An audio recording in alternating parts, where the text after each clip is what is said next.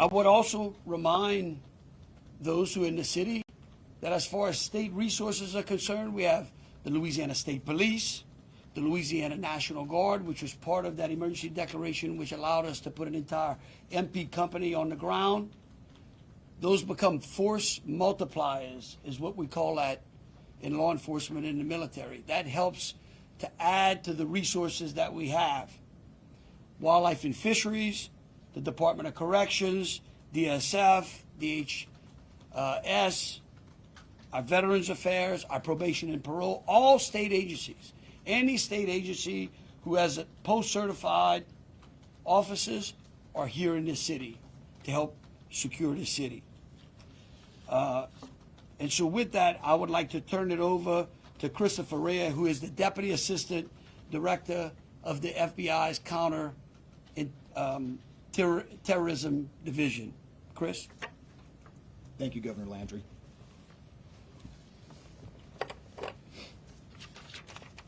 Good morning. I am FBI Deputy Assistant Director Christopher Rea. I'm from our Counterterrorism Division at headquarters. I'm also joined by Assistant Special Agent in Charge Alethea Duncan from our New Orleans office, who you heard from yesterday. I'm here to discuss not only the latest investigative information we have here in New Orleans, but I'll also let you know about other investigative activities outside of the state. I first, and most importantly, want to send our deepest condolences to the victims of this horrific attack and their loved ones. 14 innocent victims were killed in this senseless attack, and at least 35 are injured. We cannot ease the grief people in this community and across the nation are feeling at this time, but rest assured, we stand with you and in support of you.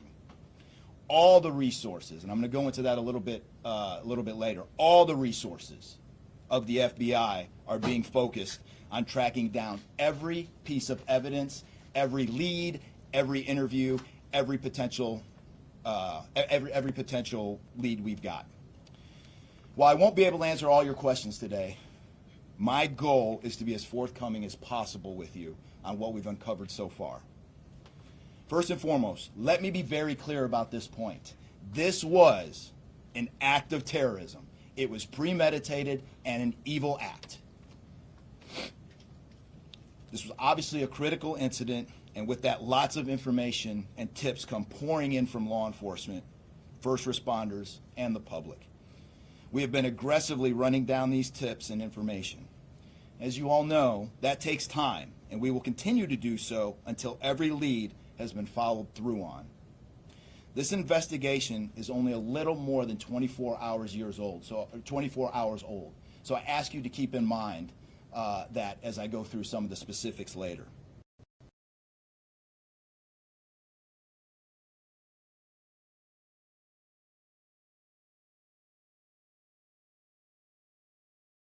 Involved in this attack, except for Shamsa Din Jabbar, what the FBI is doing. So we are surging people and assets to the area from across the region and across the nation.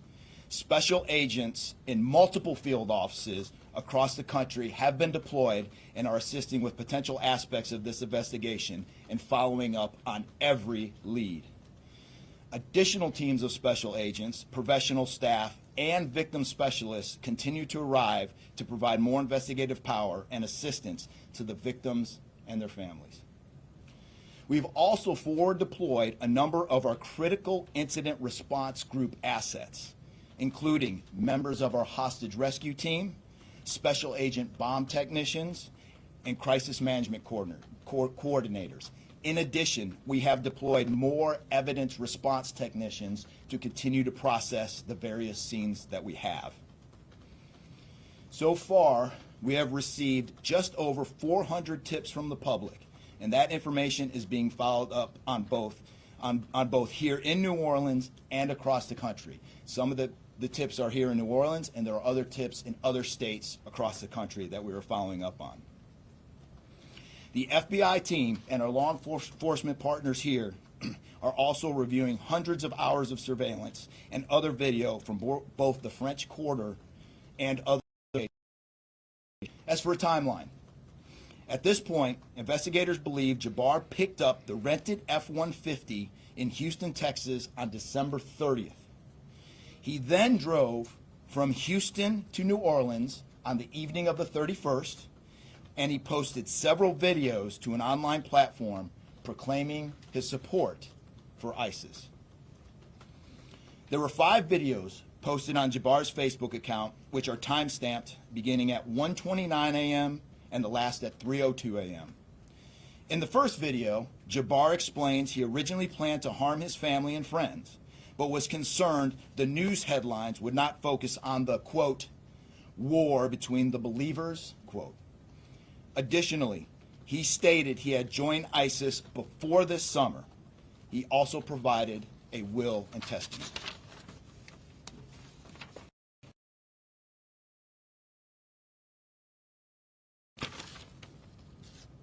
FBI, we have a couple different scenes at the location.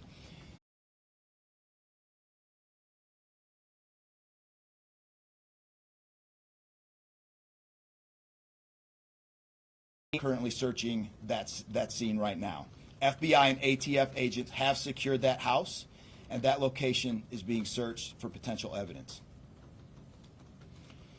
On New Year's morning, Jabbar opened fire after ramming through a blocked-off area of Bourbon Street, used his truck as a weapon to run over the victims. Teams of specially trained victim specialists, again, as I said, are on the ground here in New Orleans, assisting survivors of the attack and loved ones of the deceased. We do not believe the public is in any danger around any of these locations. 3 phones linked to Jabbar have been recovered, and digital media exploitation is a priority to see what is on the device and any other potential leads.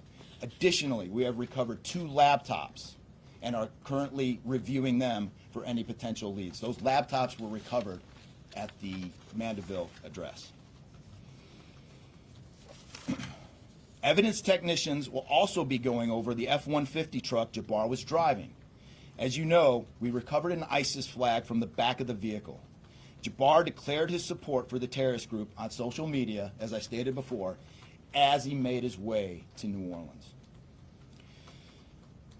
FBI bomb technicians also recovered 2 IEDs in coolers, one from the cross-section of Bourbon and Orleans Street, and the second at an intersection approximately 2 blocks away. There were multiple reports of other devices. Those reports turned out to be misinformation or not actual functioning devices. Those are the only 2 devices that we've been able to recover that were functional. Both devices were rendered safe on scene. We did obtain surveillance footage showing Jabbar placing the devices where they were found. 2 other, as I said before, 2 other items of interest were determined not to be IEDs. A little bit about Jabbar. Jabbar himself was born in the United States and is a U.S. military veteran. We are looking in everything in his life. While we have interviewed many people who know Jabbar, we still need to talk to others. Whether you know Jabbar personally, worked with him, served in the military, or saw him in New Orleans or Texas, we need to talk to you. You may not think you have relevant information, but what you know could tie in to one of our investigative leads. Specifically, we want to talk to anyone who was in the French Quarter on New Year's Eve or early on New Year's Day. That includes people spotted near one of the 2 IEDs on Bourbon Street. The IED was inside a cooler, and many people stopped and looked at the cooler and then continued on their way. Let's be clear, again, we do not believe at this point these people are involved in this incident in any way. We want to speak to them as witnesses and want to know what they saw and when. I went down to the crime scene last night. It is very hard to put into words what it looked like and how difficult it was to see.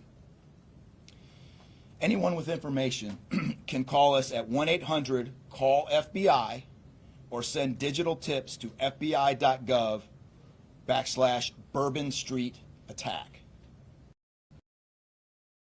Response teams finished their work at the crime scene. Bourbon Street has been turned over to the city of New Orleans. As you know, there's also an FBI investigation in Las Vegas. We are following up on all potential leads and not ruling everything out. However, at this point, there is no definitive link between the attack here in New Orleans and the one in Las Vegas. And again, I'll preface, as I close, I'll preface everything with what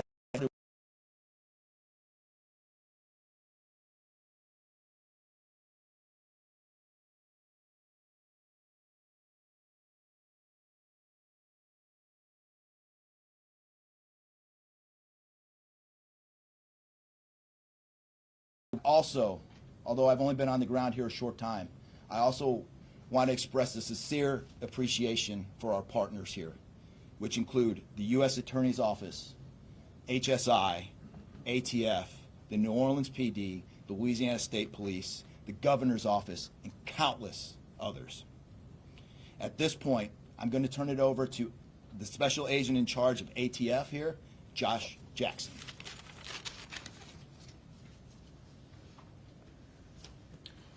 Hey, good afternoon. As stated, my name is Joshua Jackson. I am the Special Agent in charge for the ATF New Orleans Field Division. And ATF's primary mission is reducing and solving violent crime throughout the United States and abroad.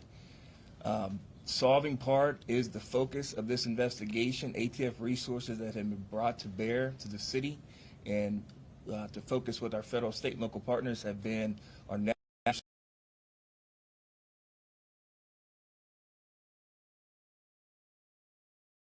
certified fire investigators, certified explosive specialists, fire engineers, electrical engineers. These folks will give additional investigative leads to help the investigative team identify what happened at the location in Mandeville and identify how that fire started and move the investigation forward from there. Additional resources that ATF has brought to bear into the city.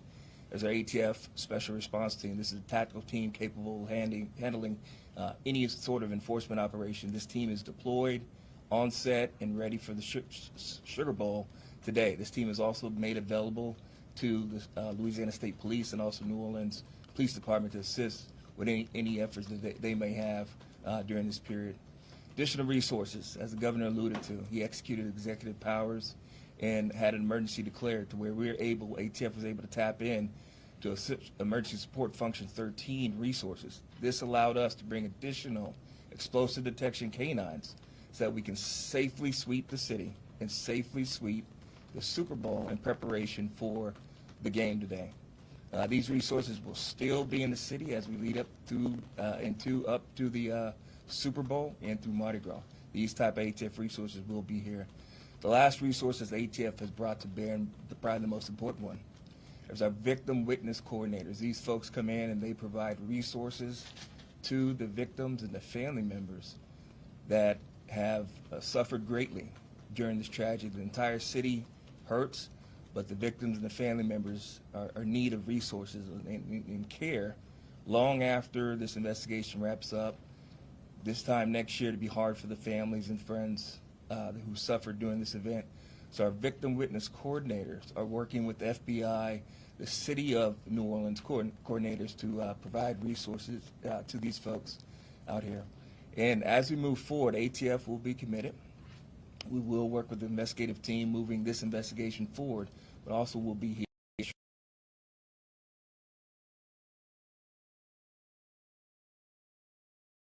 Our mayor of this great city, New Orleans. Madam Mayor. Thank you so much. Well, good morning once again. And I just want to just echo my thank yous to the unified command of our law enforcement partners and at every single level, federal, state, and governor. Governor, thank you for your partnership. Yeah, thank you. I also want to thank the residents and the visitors of the city of New Orleans for your patience, for your support. Families, and the city of New Orleans, we're resilient. And as I stated on yesterday, my focus in terms of a priority has been on our victims. As you heard, that yes, the FBI was able to clear Bourbon Street. And what that meant also for me in this city was that we were able to remove our victims, identify them, and notify their families. Real reverence. They mattered, the families matter, and matter to the city of New Orleans. In addition to that, I want to just thank again our federal partners in Washington, listening to my plea personally for the additional resources to allow for the scene to be cleared, and again, attending to our victims.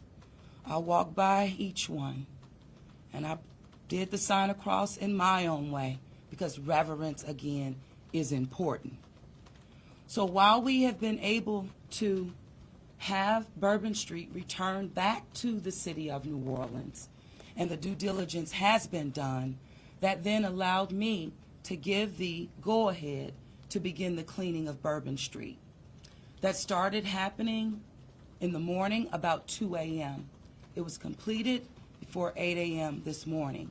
But that has really set the tone, I would say, and with the confidence that I have in the law enforcement partners, all of the resources that have been activated, assets have been deployed strategically, again, for the safety and the protection of our visitors and our residents in the city. And because of that, the confidence is there to reopen Bourbon Street to the public prior to game time today. The first order will be to allow for vendors to come in and service the businesses. That's important in order for us to stand up activation, as you know, Governor. And so with that, I want to reassure the public that the city of New Orleans is not only ready for game day today, but we're ready to continue to host large-scale events in our city because we are built to host at every single turn. I want to, again, thank all of those who respond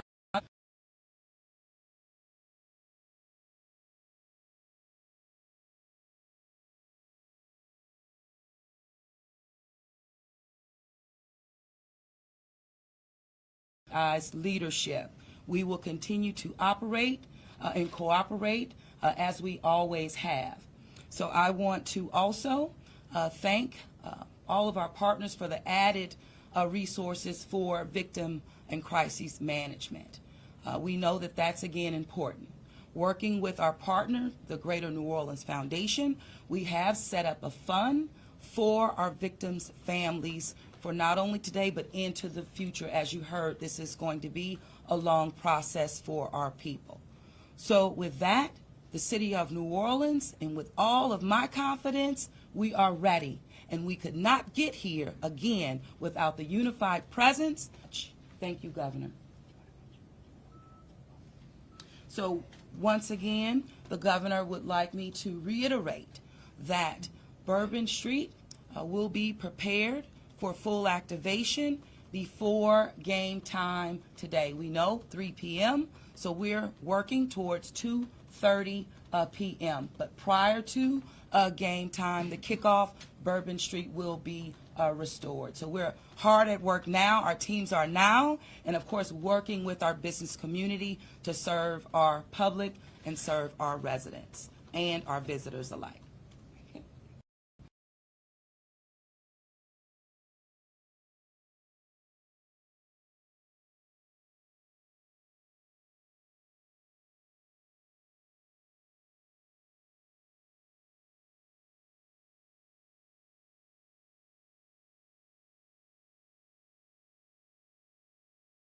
The FBI and all of our federal partners for the amount of resources they have poured into the city. This type of event,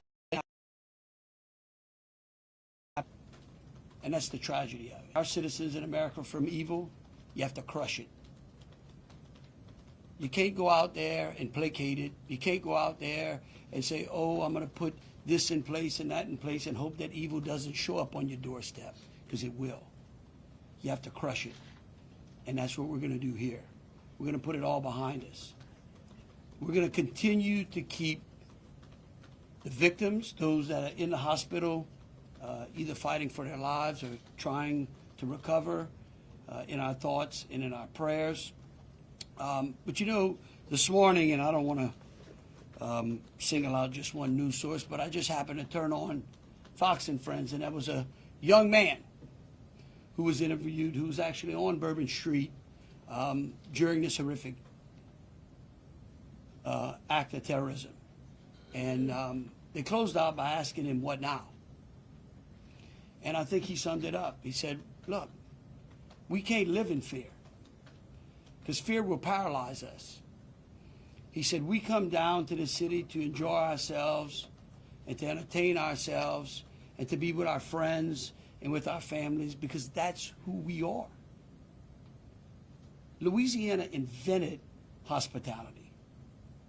The people of this city care for each other. And believe you me, we care about each one of the lives that were lost in the city of that. We will never forget them. But it would be a tragedy if we let their losses be snuffed out because of fear. This city will be back. We will be open to family and friends and loved ones.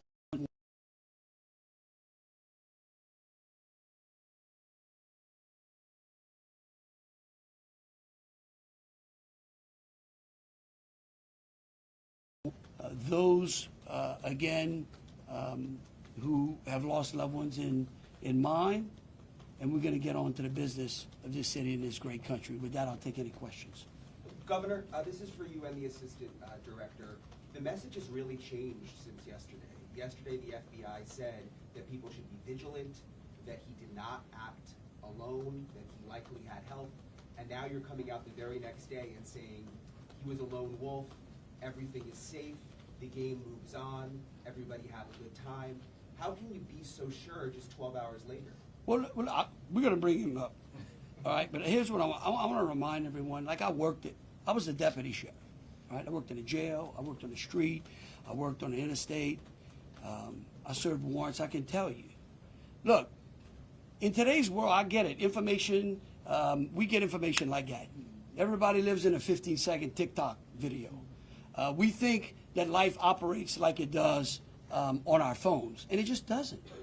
Information changes. In fact, that's why we ask the media for patience. We get information, like I said, no one dumps a 1,000-piece jigsaw puzzle and puts it together in 5 seconds. Okay? And what I would tell you is that I appreciate the fact that what we did was we're under-promising and over-delivering today. And I think that's important. And I want to remind something. Look, because over the last decade, law enforcement has taken it on the chin, unfairly. And there are great men and women serving in the FBI, in ATF, in Louisiana State Police, in New Orleans PD. Our sheriffs have been unbelievable in this. And I tell you, they want to protect you all. And we have to trust them. And sometimes the information we put out, we end up finding out that it may be incorrect. But guess what? What we're doing here is something that I think is important. It's called transparency. And look, something may change again. Here's what I do know, though. Right now, this is one of the safest. That doesn't mean that nothing can't happen. Thank you, Governor. And to echo exactly, I think the Governor put it eloquently, as could be said. In a lot of these instances, I also had the opportunity to deploy to Boss Bomb, and I will tell you this is almost carbon copy to Boss Bomb as far as the inaccurate reporting that comes up. And what the Governor said is we want to be transparent with the public. Years of the FBI not being transparent, we're being as transparent as we possibly can. Unfortunately, as we're being transparent, unfortunately for that, there is some information that we have to go back and recorrect. And in this particular incident, you heard the resources that we brought, that the other state and locals have brought. We've had 24 hours now to go through media, to go through phones, to interview people, to analyze those videos, analyze other databases, and after all of that, there's been hundreds and hundreds of leads done just in 24 hours. We're confident at this point that there is no accomplices. And I'll give you an idea of how that information sometimes, that extra people that were setting the coolers down, right? It turns out those were just patrons on the street that were looking inside the coolers, right? We didn't know that at first, so we had to kind of track all that down and put that to rest. So that's just an example, one of the pieces of information, but there were other pieces of information that after we got our feet under us a little bit and on the ground here, we were able to put together a much more accurate picture of the subject and his attention. The updated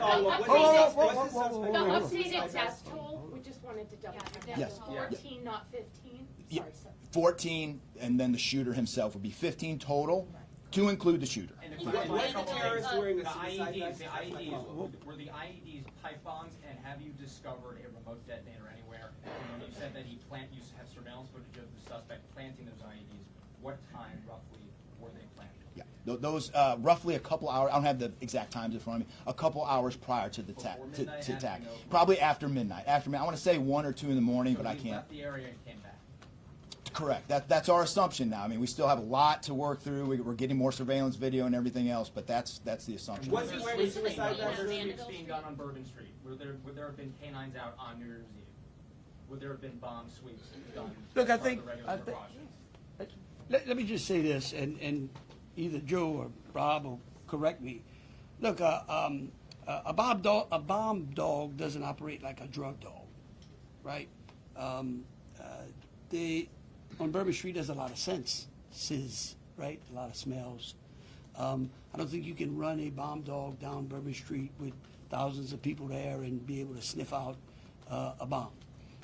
What we've been doing, what they have been doing, is certainly a complete sweep of the quarter because of the limited amount of traffic that's been out there. Let me just say this. I think this may help. It would be my hope that as some additional time goes through, maybe closer to maybe the beginning of next week, we will, if we've got it to what extent buttoned up as we could, I would work with the FBI and the city, and maybe we can come up with a timeline to be able to get you those information, kind of walk everyone through from day one through. I think it's extremely premature, and you're really putting us on some speculative grounds to ask some of those questions, because again, it's only been 24 hours. I mean, can you imagine how far we've come in 24 hours? So, Was he wearing a well, we'll go one at a What is time. being done to make Bourbon Street safer tonight than it was New Year's Eve? Are temporary bollards being brought in to block off the street, and why weren't those used on New Year's Eve? Well, look, here's what I'm going to say. Every time some bad guy, there's what we call an after-action review. Because again, nothing is 100%. We have reinforced the area. We have deployed some additional types of assets. I personally, it's up to the city or other, I don't like to give specifics because I don't like to tell the enemy what we got. But I can tell you we're in better shape than we were before. We have time for 2 more questions. Director, when you speak to the Mandeville scene, So- can you speak to the Mandeville scene And then and we'll it go- happened after the suspect was killed? That's correct. Yeah, I'll move to 18. I do want to address the suicide vest question. I want to kill that one right away. Okay. There was no evidence that the suspect.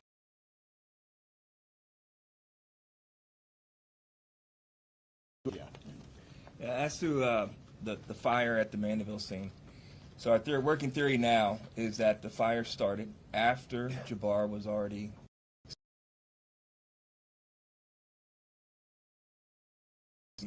long cord that extended that time. You could also have pressure cookers that were put on top of the stove filled with gasoline, and then it went off. There's a lot of different ways to do it, but that is why our ATF National Response Team is here to answer those questions and get that investigative lead back to our team. So more to come on that. We're still processing that scene. We're out there right now. Are you able What to assess what was type how of... he became radicalized over all of this time? What brought him to Bourbon Street? Do we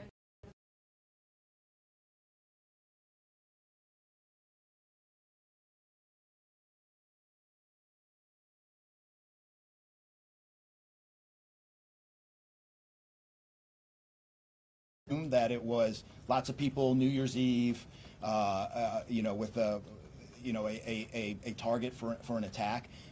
That's the stuff in the coming days as far as that path to radicalization that we're really going to be digging into and making a priority of. So what I can tell you right now is that he was 100% inspired by ISIS, and so we're digging through more of the social media, more interviews, working with some of our other partners to ascertain just how to ascertain a little bit more about that connection. Oh, we're gonna do one more. Kate. Right there. You've had your hand up for a while. Yeah. Sir. Thank you, I appreciate it. Yeah. It's actually for Special Agent Ryan. Sir, I prefer. in order to reassure people, would you be able to explain the analysis and evidence that has led to this most recent understanding that he was a lone actor and that there is at this point, at least from your understanding, no further danger to the public? Sure. I think a lot of that, multiple interviews, the hundreds of interviews that we've conducted so far, the social media review that we've done of his accounts, by my count now, the 5 devices we have, the 3 cell phones and the 2 laptops, been able to initially triage or go through that, and there is just nothing to indicate through call records, through anything on those devices, through interviews, through anything in our systems that he was aided in this attack by anybody. And again, I have to caveat, like the governor said, it's just 24 hours into it. And that could change, but right now we've got a much better picture and much more confidence on what we were dealing with than we were just 24 hours ago. All right, look, thank y'all so very much. Again, we are going to try to get y'all as much information as possible. So any additional information will be put out through press releases. Thank you so very much. Moving forward, are we going to be making Bourbon Street a pedestrian only, or are we going to be allowing cars to drive through? Pedestrian making mine, Chris. Pedestrian only?